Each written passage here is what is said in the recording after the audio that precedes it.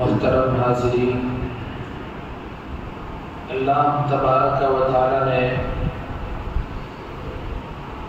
قرآن مجید میں شہداء کرام کی زندگی اور حیات کے بارے میں ذکر فرمایا۔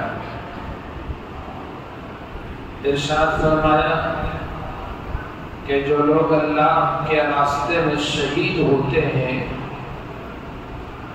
انہیں تم مردہ نہ کہو، بلکہ وہ اللہ کے نزدیک زندہ ہیں، لیکن ان کی زندگی کا شعور تم کو نہیں ہے۔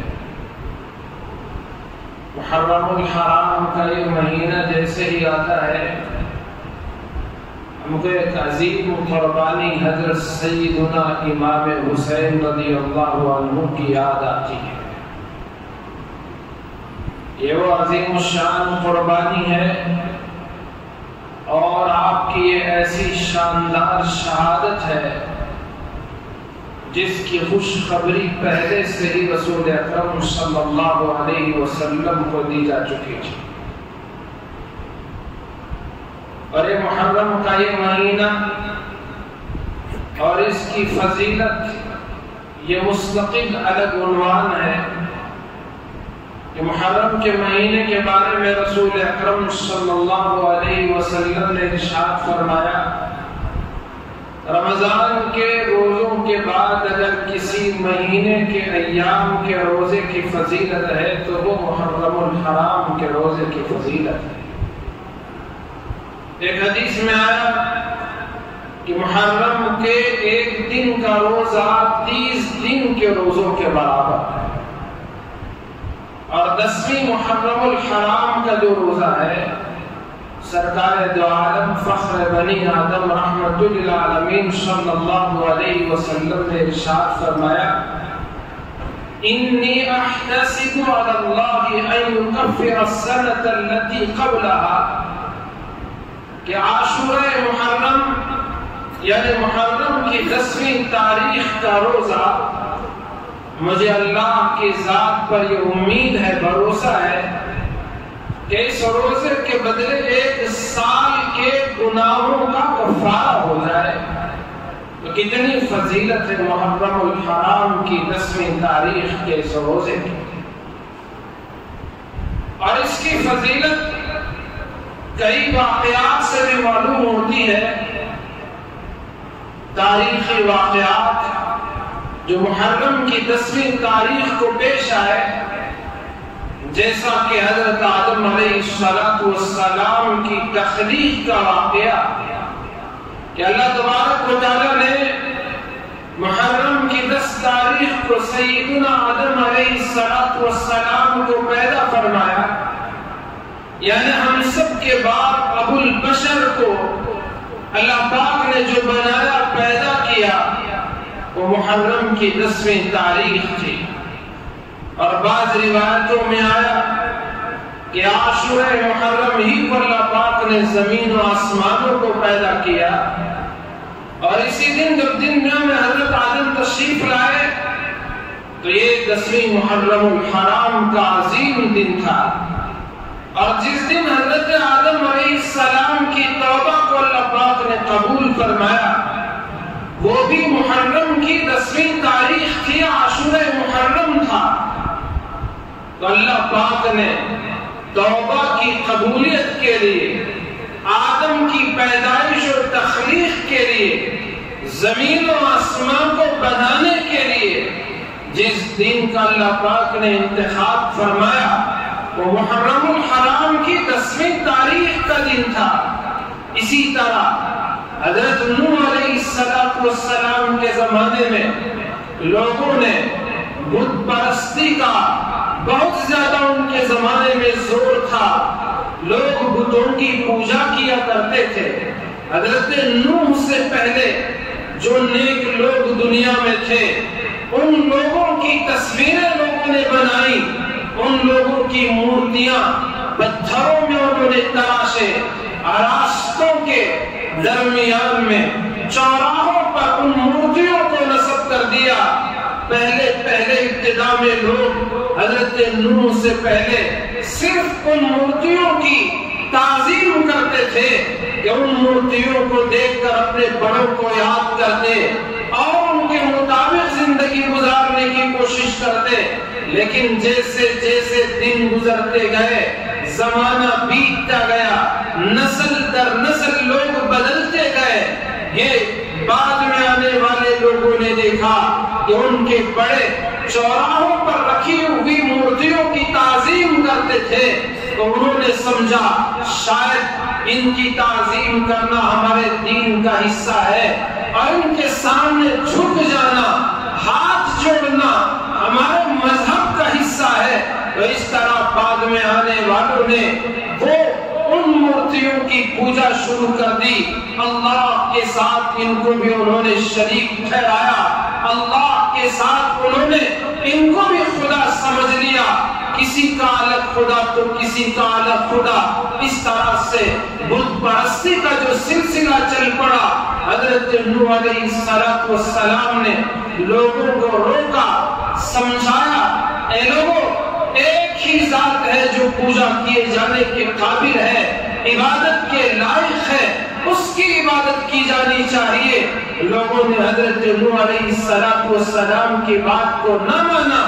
80 یا 82 لوگ تھے جنہوں نے حضرت نوح پر ایمان قبول کیا اور اللہ کو ایک جانا، توحید کے قائل ہوئے۔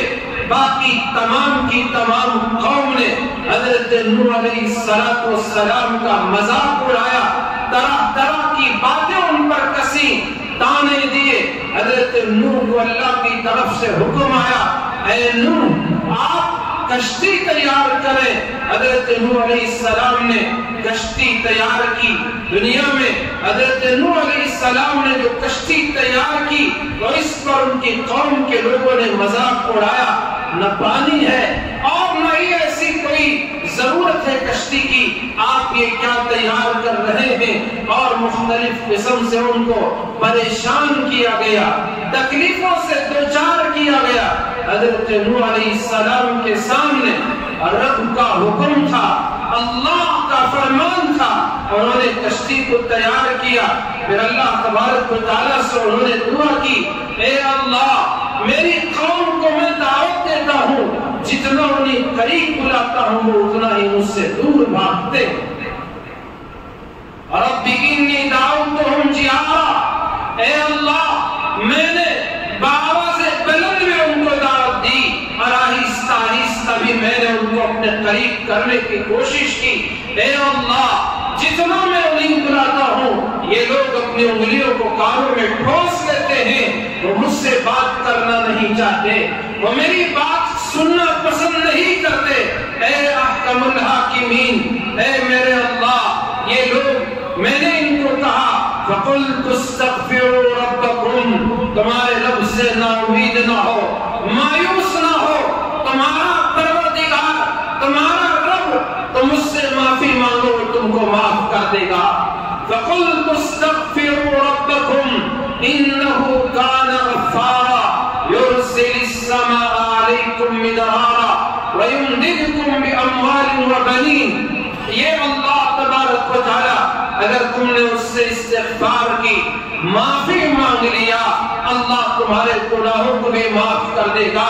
اور استغفار ایسی بڑی دولت ہے، اللہ کو اتنا پسند ہے بندے کا خدا سے معافی مانگنا، خدا کو اتنا محبوب ہے کہ بندہ اگر استغفار کرتا ہے، کثرت سے اپنے گناہوں پر ندامت کے ساتھ معافی مانگتا ہے، اللہ رب ذوالجلال بندے کے گناہوں کو بھی معاف فرما دیتے ہیں۔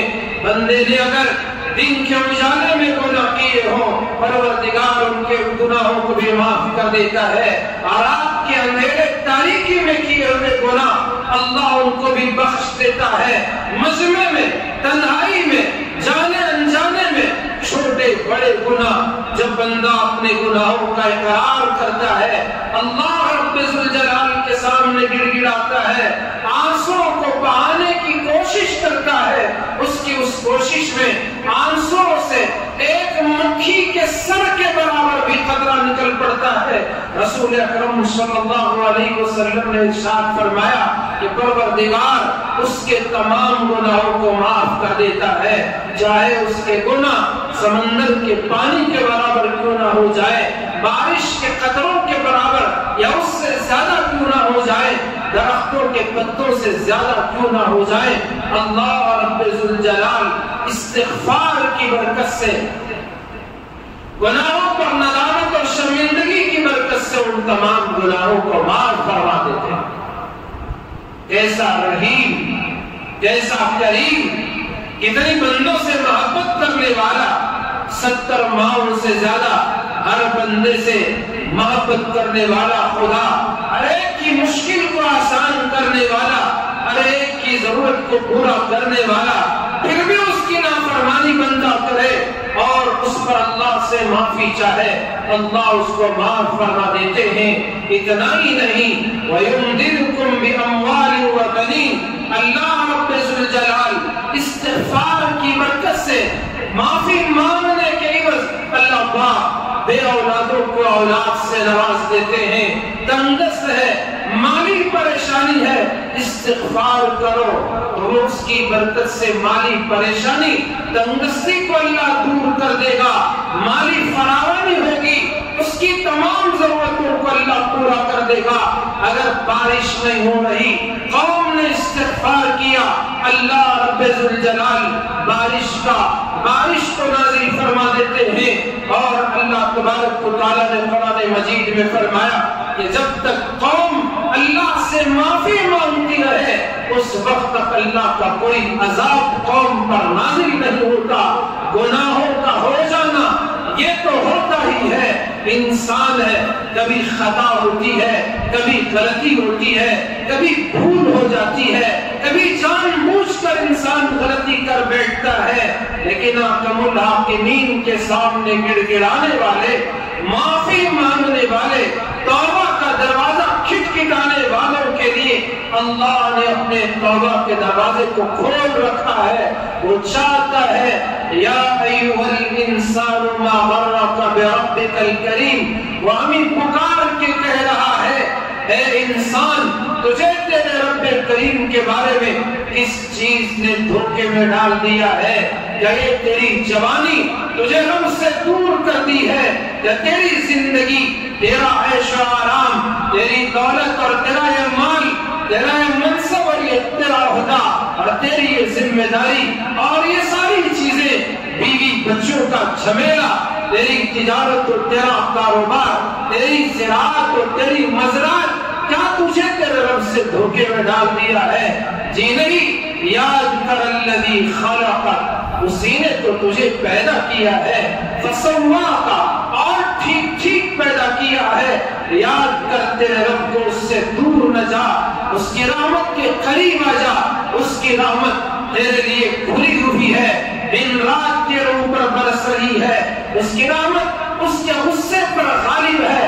آجا تیرے رب کی طرف آجا، فَفِرُّوا إِلَى اللَّهِ، اور رات کی تاریکی میں گناہ کرنے والے اور دن کے اجالے میں گناہ کرنے والے اور ڈرتے ڈرتے گناہ کرنے والے اور بے خوف ہو کر گناہ کرنے والے، تنہائی مجمع میں گناہ کرنے والے، جان بوجھ کر خطا کرنے والے، بھولے سے انجانے میں غلطی کر بیٹھنے والے، فَفِرُّوا إِلَى اللَّهِ، دوڑ اللہ کی طرف چلے جا، اللہ کے رحمت کی طرف آ جا۔ تو اگر اس کی طرف ایک ہاتھ آئے گا، رب کی رحمت تیری طرف 2 ہاتھ بڑھ جائے گی۔ تو چل کر آ، تیرے رب کی رحمت دوڑ کر تیری طرف لپک جائے گی۔ تو قریب آ، تیرے رب کی رحمت تجھے اپنے سینے سے لگا لے گی۔ وہ اللہ، اگر پوری دنیا کے انسانوں نے اس کے سامنے کوئی سوال کر دیا، ہر ایک نے اپنی ضرورت کو مانگا، اپنی اپنی زبان اور اپنی اپنی بولیوں میں، اپنے اپنے لینگویج میں مانگا، اور سب کی مرادوں کو اللہ نے پوری کر دیا، تب بھی اس کے خزانے میں ردی برابر کمی آنے والی نہیں۔ اگر پوری دنیا کے انسانوں نے اس کی برائی بیان کی، جنات نے مل کر برائی بیان کی، تو اس کی عظمت میں کچھ فرق پڑنے والا نہیں۔ وہ عظیم خدا، وہ پروردگار، وہ بندوں سے کہہ رہا ہے استغفروا ربکم، تم اپنے پروردگار سے معافی مانگو، استغفار کرو۔ حضرت نوح علیہ السلام نے رب کی بارگاہ میں یہی فریاد کی، اے میرے پروردگار، میں اپنی قوم کو میری طرف بلاتا ہوں، تیری دعوت دیتا ہوں، تیرے حکموں پر چلنے کے لیے بلاتا ہوں، توحید کا پیغام دیتا ہوں، لیکن قوم ہے کہ میرے باتوں کو مانتی نہیں، الٹا میرا مذاق اڑاتی ہے۔ اے اللہ، میں نے انہیں چپکے سے بھی بلایا اور میں نے انہیں بلند آواز سے بھی بلایا، میں نے ان سے یہ بھی کہا معافی مانگو رب سے، تمہارا رب تو بہت معاف کرنے والا ہے، لیکن قوم کسی صورت ماننے کو تیار نہیں ہے۔ اے اللہ، میں نے ہر ممکن کوشش کی، میرے پاس جتنی طاقت و وسعت تھی میں نے سب کچھ لگا لیا، لیکن قوم ہے کہ ماننے کو تیار نہیں ہے۔ اے اللہ، اب وقت آ چکا ہے تیرے عذاب کے آنے کا، تیری پکڑ کا، اور تیری پکڑ تو بڑی شدید ہے۔ اے اللہ، وقت آ چکا ہے۔ اے اللہ، تو ان میں سے کسی بھی باشندے کو زندہ نہ چھوڑ، لا تذر علی الارض من الکافرین دیارا۔ اے اللہ، اے ہمارے پروردگار، اس روئے زمین پر کافروں میں سے ایک کو بھی نہ چھوڑ۔ اگر تو نے ان کو چھوڑ دیا، ایک کو بھی چھوڑ دیا، یہ کریں گے کیا؟ سوائے گمراہی پھیلانے کے کوئی اور کام نہیں کریں۔ اگر ان کی کوئی اولاد ہو تو وہ بھی سرکش ہوگی، نافرمان ہوگی، طغیانی کرنے والی ہوگی۔ تو اس لیے میرے پروردگار ان میں سے کسی کو نہ چھوڑ۔ پھر اللہ تبارک و تعالیٰ نے حکم دیا، آسمان نے اپنے دروازے کھول دیے، بارش شروع ہوئی اور زمین سے پانی نکلنے لگا، اور اس طرح سے پوری زمین پر پانی ہی پانی ہو گیا۔ حضرت نوح علیہ السلام کے بیٹے کو حضرت نوح نے بلایا، بیٹے آجا، سوار ہو جا، میرے ساتھ آجا۔ اس نے کہا، ابا جان، میں وہ جو پہاڑی ہے، اونچی پہاڑی، اس پر چڑھ جاؤں گا۔ اللہ تبارک و تعالیٰ کی نافرمانی کی، باپ کی نافرمانی کی، وقت کے پیغمبر کی بات کو نہ مانا، اسے غرور تھا، اس نے اپنی عقل کا استعمال کیا۔ جیسے آج کی اولاد اپنے ماں باپ کے سامنے اپنے ذہین ہونے کا دعویٰ کرتی ہے، آج کے نوجوان اپنے ماں باپ کے سامنے اتراتے ہیں، ان کے کہنے پر عمل نہیں کرتے، غرور کے ساتھ پیش آتے ہیں۔ حضرت نوح علیہ السلام کے بیٹے نے بھی وہی کی۔ یہ بات یاد رکھیں، حضرت نوح علیہ السلام کی تعلیم اور تربیت میں ذرا برابر کمی نہیں تھی۔ کبھی کبھی کوئی کمینہ انسان نیک لوگوں کے گھروں میں پیدا ہو جاتا ہے اور اس میں ماں باپ کا کوئی قصور نہیں ہوتا۔ حضرت نوح علیہ السلام تو پیغمبر تھے، حضرت لوط کی بیوی نافرمان تھی، تو حضرت لوط علیہ السلام کا اس میں کوئی قصور نہیں تھا، وہ تو پیغمبر تھے۔ ان کی تعلیم، ان کی تربیت، اسی طرح آج بھی کبھی کبھی اولاد ایسی نافرمان ہوتی ہے، ماں باپ پوری طرح کوشش کرتے ہیں ان کو کسی نہ کسی طرح، کسی بچے کو جب شریر ہوتا ہے یا تو اسے مدرسہ بھیجتے ہیں یا جماعت میں بھیجتے ہیں یا کسی خانقاہ میں بھیجتے ہیں تاکہ وہ بندہ وہاں جا کر سدھر جائے، نیک بن جائے، اچھا بن جائے۔ دن رات ماں بھی تڑپتی ہے، رات اٹھ کر دعا مانگتی ہے، اے اللہ میرے بیٹے کی اصلاح فرما دے۔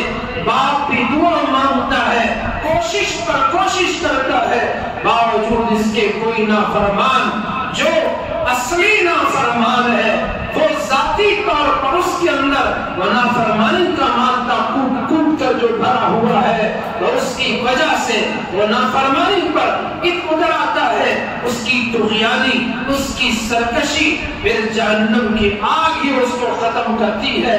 حضرت نوح علیہ السلام کے بیٹے نے یہی کیا۔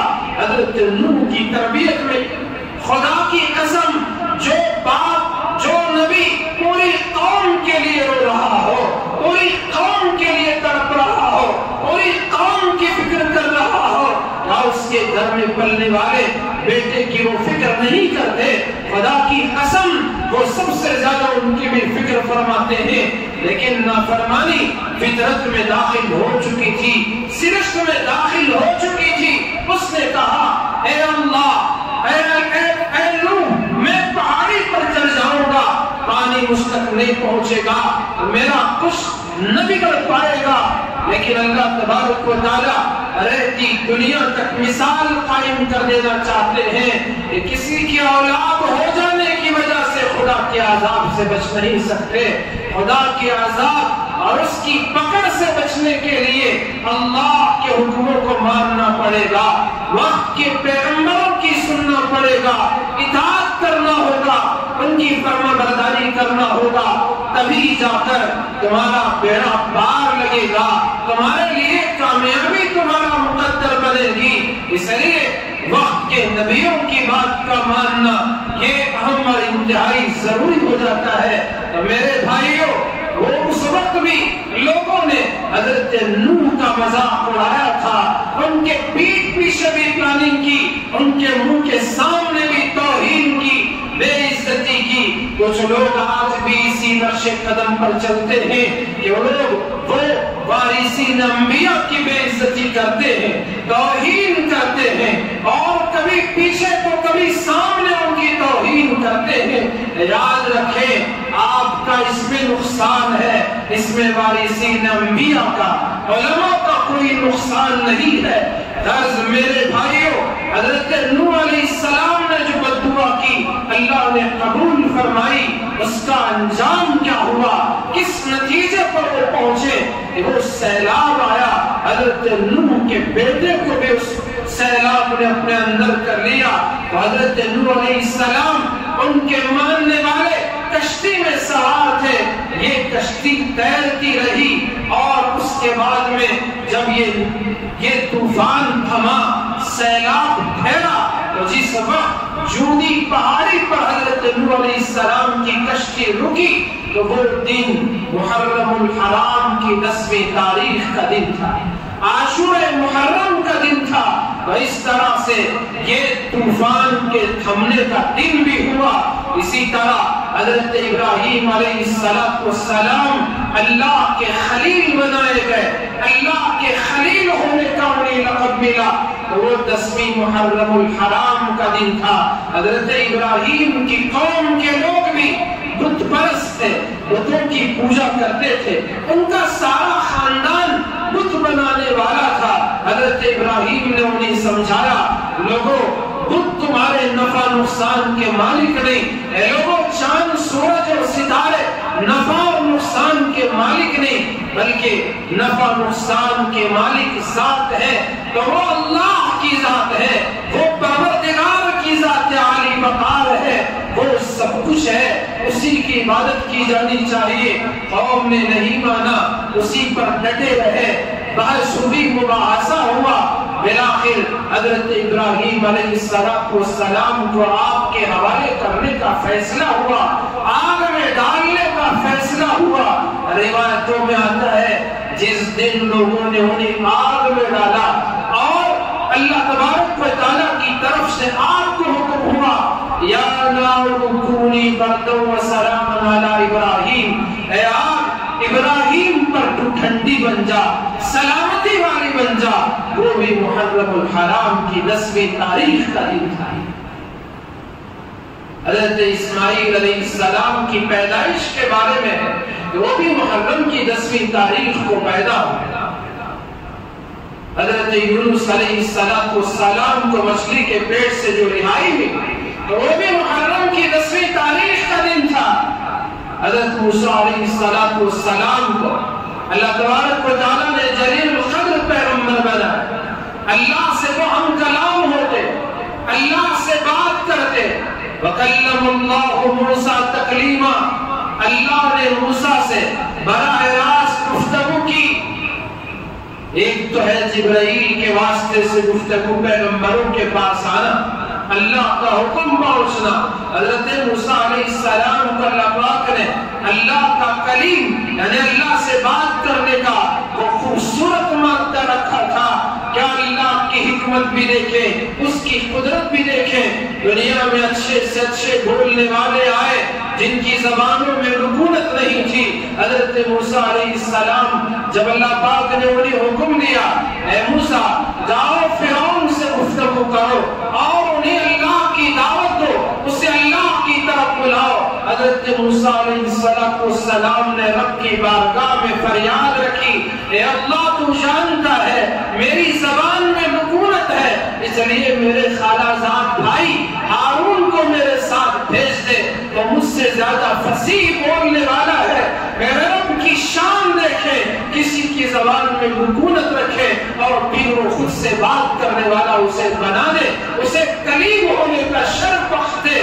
یہ اللہ کی قدرت ہے, یہ اللہ کی شان اور اس کی مرضی ہے. وہ جو چاہے اپنے مخلوق کے ساتھ کرے, جسے چاہے اعلیٰ سے اعلیٰ مرتبہ عطا کر دے. حضرت موسیٰ علیہ السلام جلیل القلب پیغمبر, اور ان کے بارے میں جب رسول اکرم صلی اللہ علیہ وسلم کو عاشورہ محرم کے بارے میں مکے والے قریش کے لوگوں میں بھی اس کی بڑی فضیلت تھی. قریش کے لوگ بھی عاشورہ محرم کا روزہ رکھا کرتے تھے. ہو سکتا ہے کہ ان کے پاس حضرت ابراہیم و اسماعیل علیہ السلام کے واسطے سے کچھ تعلیمات ملی ہو, جیسے حج کی تعلیمات, کعبۃ اللہ کے طواف کی تعلیم, باوجود مشرک ہونے کے, باوجود بتوں کے پوجا کرنے کے.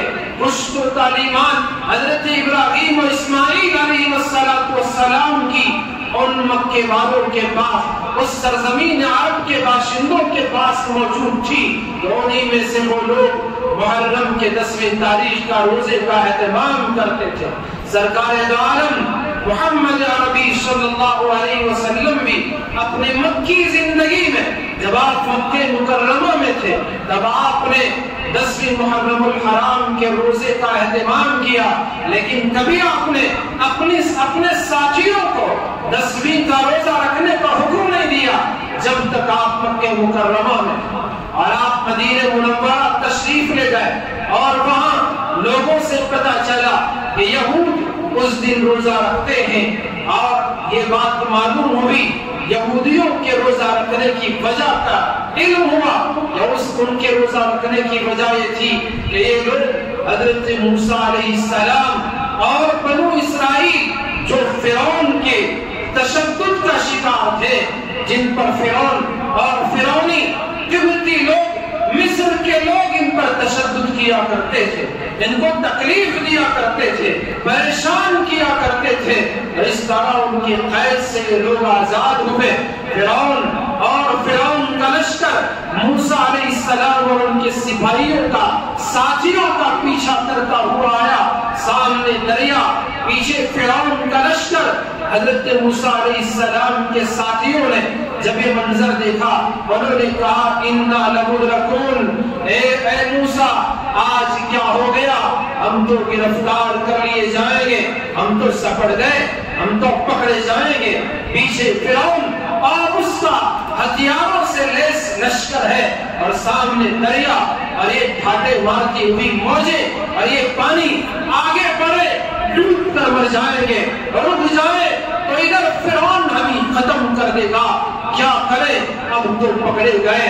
حضرت موسیٰ علیہ السلام نے فرمایا ڈرنے کی ضرورت نہیں, انما یا ربی سیہدین, بے شک میرے ساتھ میرا رب ہے جو مجھے راستہ بتائے گا, کوئی نہ کوئی راستہ نکالے گا.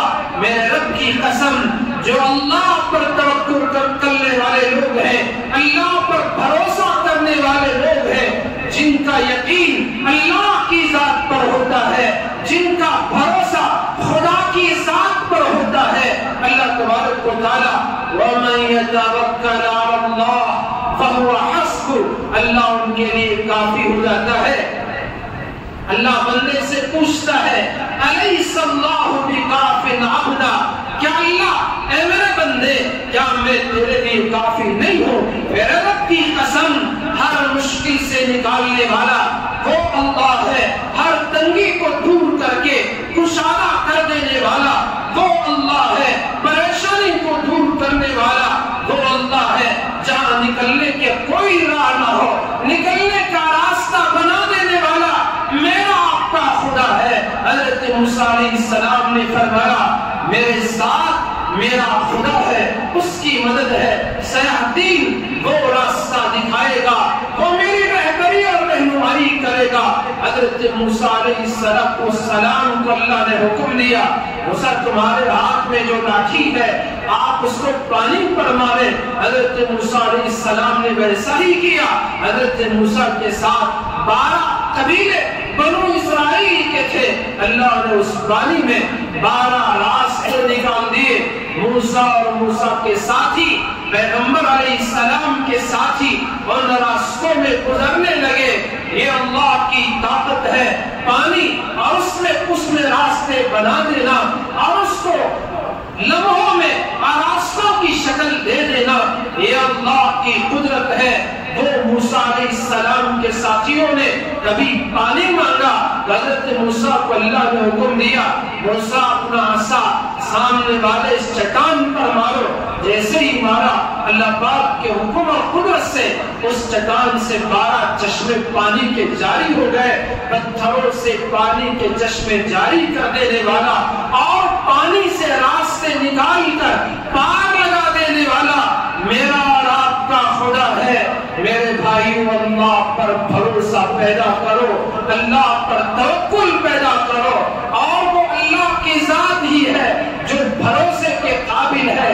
ہم نے دنیا کی حکومتوں پر بھروسہ کیا، اپنے عہدے اور کرسی پر بھروسہ کیا، اپنی پارٹیوں پر بھروسہ کیا کہ یہ کر دیں گے وہ کر دیں گے، کوئی آپ کا ہمارا نہیں ہوگا۔ ہمارا اگر کوئی ہے تو وہ ایک اکیلا اللہ ہے جس نے موسیٰ اور ان کے ماننے والوں کو پار لگایا، ابراہیم پر آپ کو گلزار بنا دیا، یوسف کو کنویں میں گرنے سے پہلے محفوظ کر دیا، یوسف کی جیل میں حفاظت فرمائی اور انہیں تخت پر پہنچا دیا۔ میرا آپ کا خدا اسماعیل کی چھری کے نیچے حفاظت کر کے دمبے کو ان کے بدلے میں ذبح کرنے کی اللہ پاک کی طرف سے جو پیغام جبرائیل لے کر آئے یہ اللہ کی طرف سے حکم ہے۔ یونس کو مچھلی کے پیٹ میں حفاظت کرنے والا وہ ایک خدا ہے جو بھروسے کے قابل ہے۔ وَمَن يَتَوَکَّلْ عَلَى اللَّهِ جو اللہ پر بھروسہ کرتا ہے فَهُوَ حَسْبُهُ اللہ اس کے لیے کافی ہو جاتا ہے۔ تو حضرت موسیٰ علیہ السلام اور ان کے لوگ پانی سے راستوں کے ذریعے نکل گئے۔ فرعون نے دیکھا جب موسیٰ اور ان کے ماننے والے یہ تم ہمارے سے کمتر لوگ ہیں، ہم اعلیٰ لوگ ہیں، یہی ان کو بھی زعم تھا کہ ہم اعلیٰ ہیں وہ ادنا ہے۔ آج بھی ہمارے اندر اعلیٰ اور ادنا، میں بڑا ہم بڑے، ان کا کیا ہے، وہ کون ہوتے ہیں، اس کی کیا حیثیت ہے۔ میرے بھائیوں قرآن نے واضح طور پر کہا ان اکرمکم عند اللہ اتقاکم، پتہ نہیں آپ میں سے کون کون مجھ سے افضل ہے، کون کون بہتر ہے، کیونکہ اللہ نے کہا تم میں معزز وہ ہے جو زیادہ متقی ہے، زیادہ پرہیزگار ہے۔ ظاہری شکل کو دیکھ کر کوئی فیصلہ نہیں کر سکتا، پتہ نہیں کون اللہ کے پاس محبوب ہے، کون راتوں میں اٹھ کر اللہ کو منانے والا ہے، کس کا ہاتھ ہے جو ہمیشہ کھلا ہوا ہے، کون لوگوں کے دل اپنے دل میں لوگوں کی عصمت کو بٹھائے ہوئے ہے، عصمت کی نگاہ سے دیکھتا ہے، اور کون توہین آمیز کلمات سے لوگوں کو پریشان کرتا ہے، وہ اللہ ہی بہتر جانتا ہے۔ اس لیے اللہ نے فرمایا ان اکرمکم عند اللہ اتقاکم، اللہ کے نزدیک اکرام اور اعزاز والا، اللہ کے نزدیک عزت و فضیلت و بزرگی اور برتری والا وہ ہے جو تم میں پرہیزگار ہے۔ فرعون نے یہی سمجھا کمتر لوگ جب جا رہے ہیں تو بہتر لوگ کیوں نہیں جا سکتے، اس نے بھی انہیں راستوں کو اپنایا۔ یہ بھول چکا تھا کہ یہ راستے موسیٰ کی فضیلت میں ہیں، یہ راستے موسیٰ کے اعزاز میں ہیں، یہ راستے موسیٰ اور ان کے ماننے والوں کے لیے ہیں، لیکن جب طاقت کا عہدے کا غرور کسی کے سر میں چل جاتا ہے اور اور دماغ میں چل جاتا ہے تو اس سے اچھے اور برے کی پہچان نہیں ہوتی، اس سے اعلیٰ اور کمتر کی پہچان نہیں ہوتی۔ انہیں راستوں میں گیا جن راستوں میں موسیٰ کو مارنے کے لیے گیا، کیا پتا کہ اس کی موت وہ مارنے کے لیے گیا نہیں بلکہ مرنے کے لیے گیا تھا۔ اللہ رب ذوالجلال نے اس کی موت انہیں راستوں میں مقدر کر دی۔ تو مدینے کے یہود انہوں نے کہا جس دن فرعون اور اس کا لشکر ڈوب گیا، موسیٰ اور ان کے ساتھی پار ہو گئے، اس طرح فرعون سے آزاد ہوئے۔ وہ محرم کی 10ویں تاریخ تھی، اس کے اعزاز میں ہم اس دن روزے کا اہتمام کرتے ہیں۔ رسول اکرم صلی اللہ علیہ وسلم نے مدینہ منورہ میں، ایک تو مکے میں آپ خود عاشورہ محرم کے روزے کا اہتمام کرتے تھے، لیکن دیگر مسلمانوں کو آپ روزہ رکھنے کا حکم نہیں دیتے تھے۔ جب آپ مدینہ آئے اور آپ نے یہودیوں کو روزہ رکھتے دیکھا اور ان کے سامنے یہودیوں کی یہ بات بھی آئی، رسول اکرم صلی اللہ علیہ وسلم نے ارشاد فرمایا ہم تو اس بات کے زیادہ حقدار ہیں کیونکہ ہم موسیٰ سے تم سے زیادہ قریب ہیں۔ وجہ اس کی یہ تھی یہودیوں نے تورات میں تبدیلی کر دی تھی، جو ان کو اچھا لگا اس پر عمل کرتے، جو ان کو برا لگتا اس پر وہ عمل نہیں کیا کرتے تھے، بلکہ لوگوں کو پیسے کے بدلے وہ تورات کے احکام کو بدل لیا کرتے تھے۔ ان کا یہ مزاج تھا کہ وہ موسیٰ علیہ السلام کو اپنے مطلب کے لیے استعمال کرتے تھے، تو یہ ان کا کام تھا۔ اس لیے رسول اللہ نے فرمایا کہ تم سے زیادہ موسیٰ سے قریب تو ہم ہیں۔ پھر آپ نے اپنے ساتھیوں کو، صحابہ کرام کو 10ویں محرم کو روزہ رکھنے کا حکم دیا۔ حضرات صحابہ کرام محرم الحرام کی 10ویں تاریخ کا روزہ رکھتے۔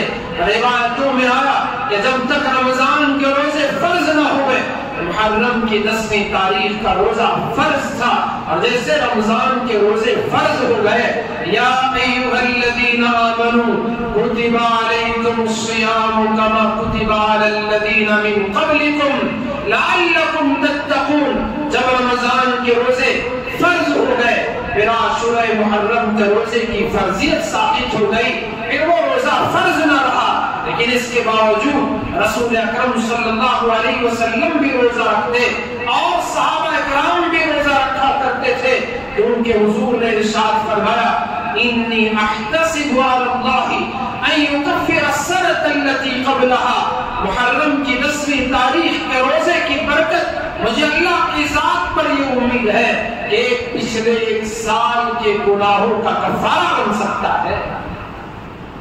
ہم سے کتنے گناہ ہوتے ہیں، چھوٹی موٹی کتنی غلطیاں جان بوجھ کر انجانے میں ہو جاتے ہیں، تو اس لیے ایک دن کا روزہ ہمارے 1 سال کے گناہوں کا کفارہ۔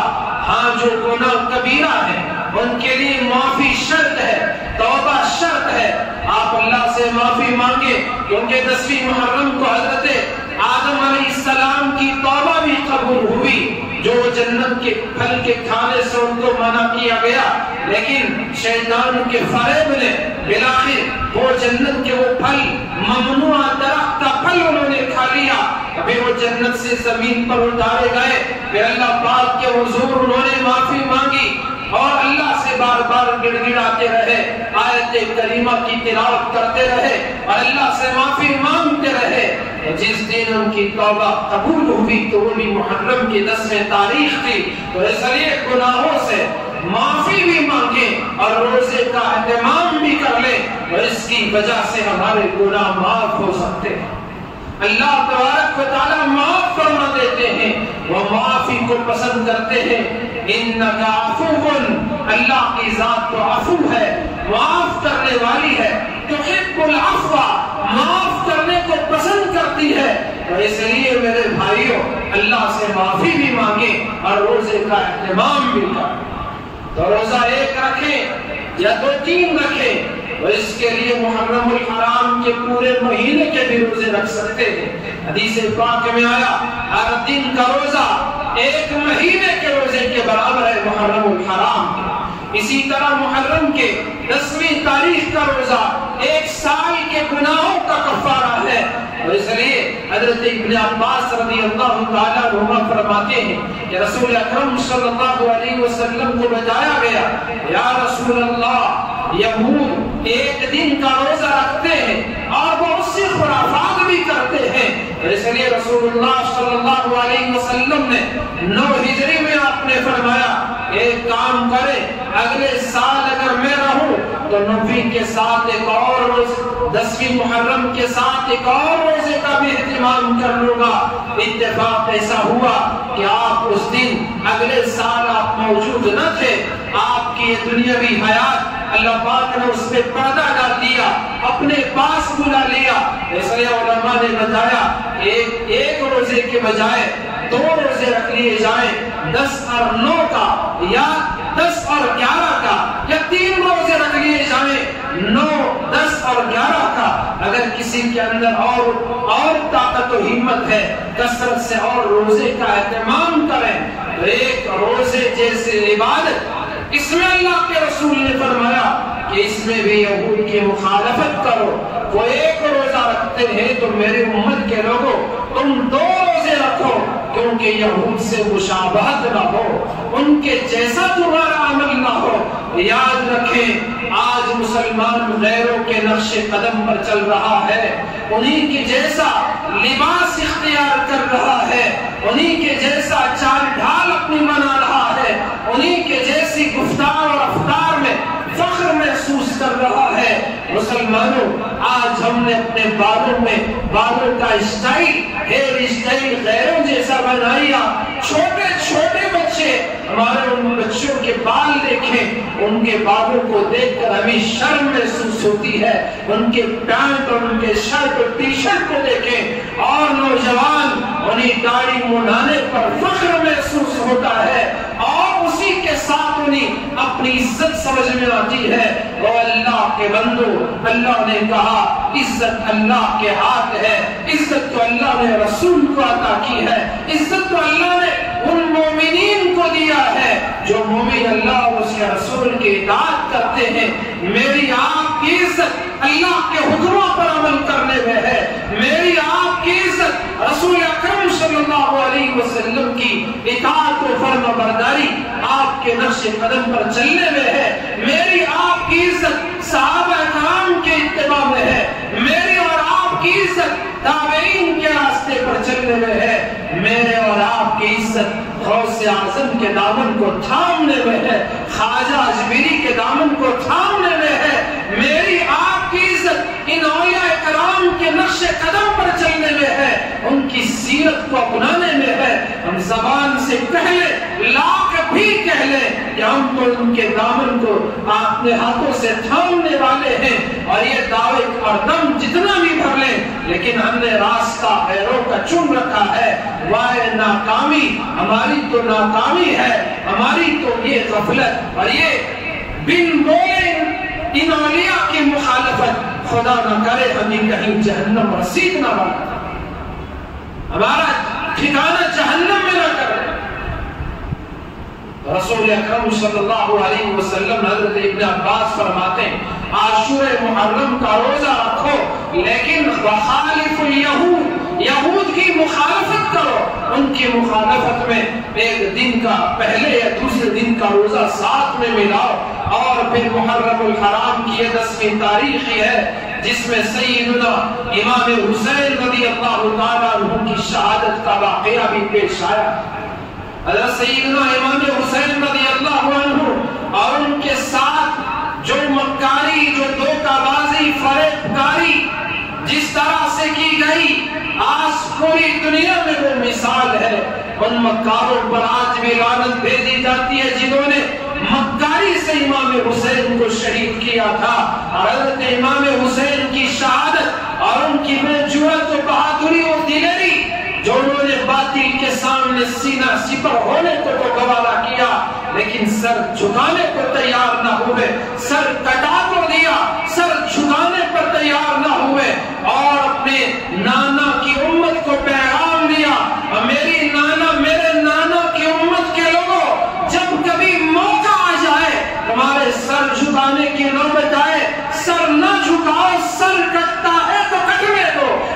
لیکن کبھی اپنا سر جھکنے نہ دو. یہ پیغام امام حسین رضی اللہ تعالیٰ عنہ کی شہادت کا ہے. آج دو ٹکوں کے لیے مسلمان اپنا سر جھکا دیتا ہے. آج کچھ دنیا کے لیے مسلمان اپنا ایمان کا سودا کر بیٹھتا ہے. امام حسین کے چاہنے والوں اس شہادت سے پیغام اور سبق حاصل کرو, نصیحت اور درس حاصل کرو. امام حسین نے کیوں شہادت کا جام نوش کیا تھا؟ کہ اگر وہ ایک مرتبہ کہہ دیتے کہ مجھے یزید کی بیعت منظور ہے, اس کی حکومت کو میں تسلیم کر لوں گا, تو حضرت حسین کو تو مالامال کر دیا جاتا, حضرت امام حسین کو تو بہت کچھ نواز دیا جاتا. انہوں نے اسے پسند نہ کیا, لیکن وہ چاہتے تھے کہ کسی طرح یہ جو بیعت ہو رہی ہے, یزید میں وہ قابلیت نہیں کہ وہ امیر بنے, وہ مسلمانوں کو حکمران بنے, وہ اپنی بات پر قائم رہے. لوگوں کو پیغام دیا باطل کے لیے کوئی بیعت نہیں ہو سکتی, باطل کے سامنے کوئی اپنے سر کو نہیں جھکایا جا سکتا. مسلمانوں 10ویں محرم الحرام کو یہ سانحہ بھی پیش آیا تھا اتفاق سے, تو اس لیے جو عظیم واقعات اس سے پہلے پیش آئے ان تمام واقعات کو بھلا کر صرف ایک واقعے کی بنیاد پر ماتم کرنا, نوحہ کرنا اور اسی کو سب کچھ سمجھ لینا, یہ عقل مندی کی بات ہرگز نہیں ہو سکتی. یہ شیعوں کا سایہ کیا کرایا کہ وہ کسی طرح سے دین اسلام کو مست کرنے کی ساری سازشیں اور کوششیں جو ان کی پہلے سے رہی ہیں آج بھی ہیں, یہ کسی سنی مسلمان کا شیوا اور طریقہ ہرگز نہیں ہو سکتا. اس لیے اس دن کی تاریخ کو بھی پہچانو, اس کی عظمت کو بھی پہچانو. اور امام حسین رضی اللہ تعالیٰ عنہ یہ وہ عظیم بہادر ہیں. بچپن میں جب چھوٹے سے تھے اس وقت میں امام حسین اور امام حسن رضی اللہ عنہما دونوں آپس میں کشتی لڑ رہے تھے. حضرت رسول اکرم صلی اللہ علیہ وسلم نے امام حسن سے فرمایا, امام حسن سے جو آپ کے بڑے نواسے, ان سے فرمایا شاباش شاباش, جلدی کرو. سیدہ فاطمہ رضی اللہ عنہا سامنے کھڑی تھی, انہوں نے عرض کیا یا رسول اللہ, اے ابا جان آپ تو حسن سے کہہ رہے ہیں جلدی کرو, ساری شاباشیاں آپ حسن کو دے رہے ہیں, میرے حسین کو کیوں نہیں دیتے؟ رسول اکرم صلی اللہ علیہ وسلم نے فرمایا حسین کو تو جبرائیل امین شاباشی دے رہا. جب آپ چھوٹے سے تھے رسول اکرم کی گود میں تھے, ام الفضل آپ کے پاس آتی ہیں, تو اس وقت رسول اکرم کی آنکھوں میں آنسو تھے. انہوں نے پوچھا یا رسول اللہ آپ کیوں رو رہے ہیں؟ اس پر رسول اللہ نے بتایا کہ جبرائیل آئے تھے, انہوں نے بتایا کہ میری امت کے لوگ میرے اس بیٹے کو, میرے نواسے کو شہید کر دیں, اور اس جگہ کی مٹی بھی مجھے دکھائی جہاں آپ کو شہید کیا جائے. ساری باتیں اپنی جگہ موجود ہیں. لوگوں نے ظلماً ان کو شہید کیا تھا. اور دونوں چیزیں اس دن کی تاریخ اور واقعات کو بھی یاد رکھے, روزے کا بھی اہتمام کریں. اگر کسی کو حضرت امام حسن حسین اور یہ آل بیت کے لیے کچھ کرنا ہے جیسے سب کرتے ہیں, تو آپ ایصال ثواب کریں, دعاؤں کا اہتمام کریں انفرادی طور پر, اس کی تو اجازت ہے, ورنہ ماتم اور لوحے کی تو اجازت نہیں. اللہ پاک سب کو سمجھنے عمل کرنے کی توفیق عطا فرمائے.